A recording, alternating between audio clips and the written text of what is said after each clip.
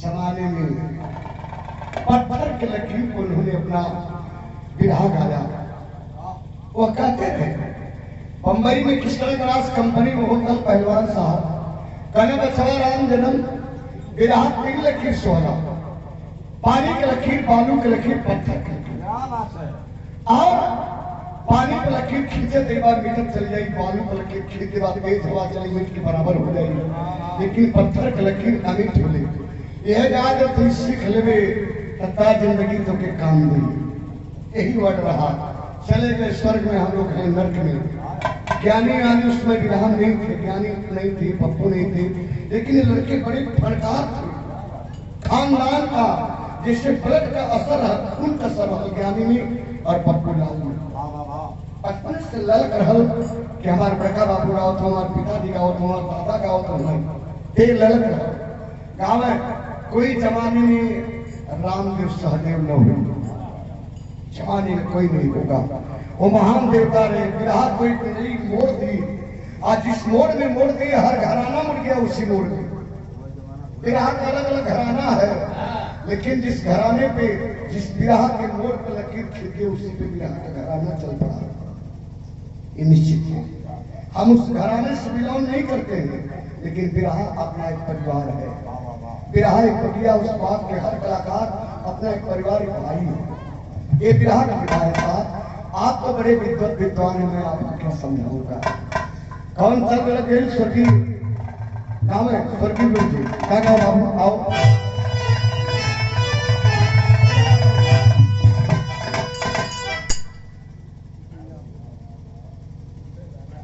बड़ा देर के बाद दर्शन होता।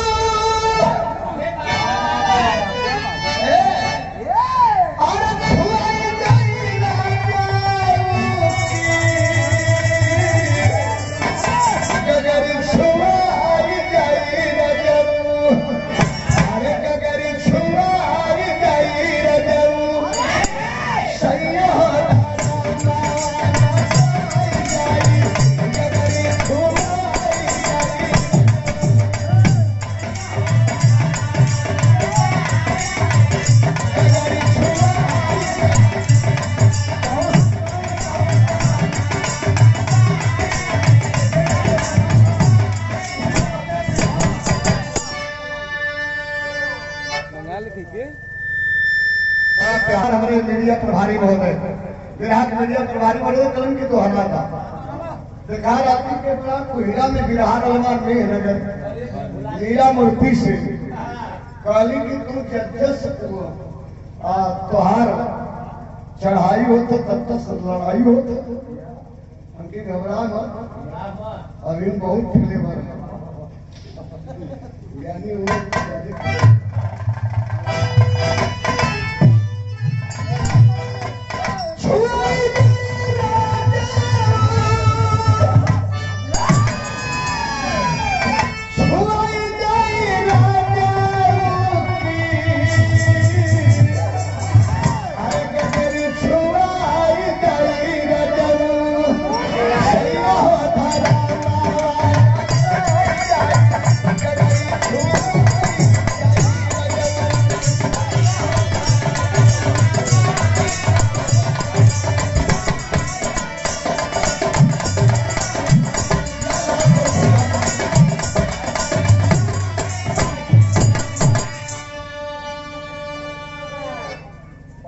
उनको आवाज में रेशा नहीं है।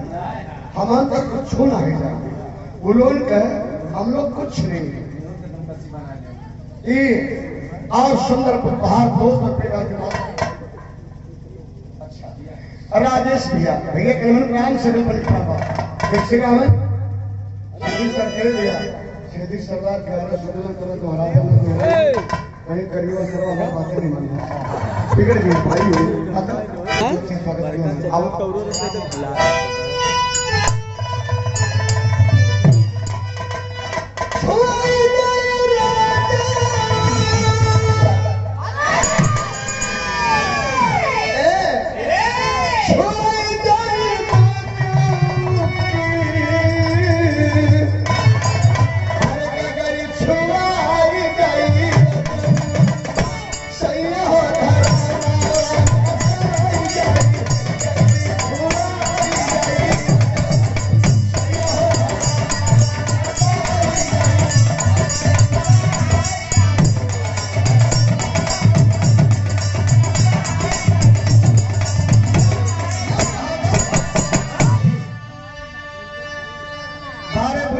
बार वो जमाने के जोड़ी, एक लगी स्वर्गीय रामदेव गुरु, एक लगी स्वर्गीय बुल्लू गुरु।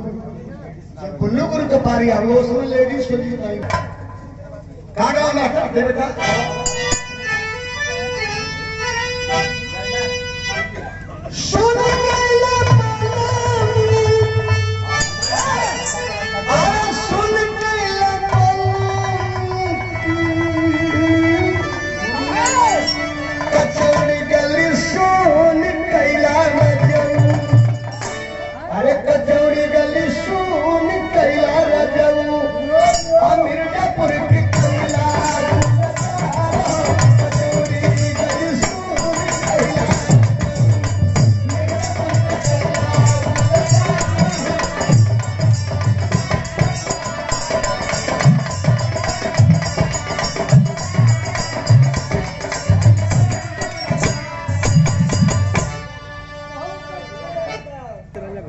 गीत वाला, लेकिन 2 लाइन स्वर्गीय पिताजी के महान आत्मा की श्रद्धांजलि गा रहा हूँ। परिवार के सब लोग सुनेंगे और जितना जनार्दन जनता जनार्दन जो दर्शक दीर्घ है, आप सब लोग हमारे मुकद्दर के मालिक हैं। जो दर्शक दीर्घान बैठे हैं, आप सब लोग हमारे मुकद्दर के मालिक हैं। मैं आपका सेवक हूँ। हमारी सेवा को आप कबूल कीजिए और मुस्ताकी को माफ कीजिए। और क्या बात है।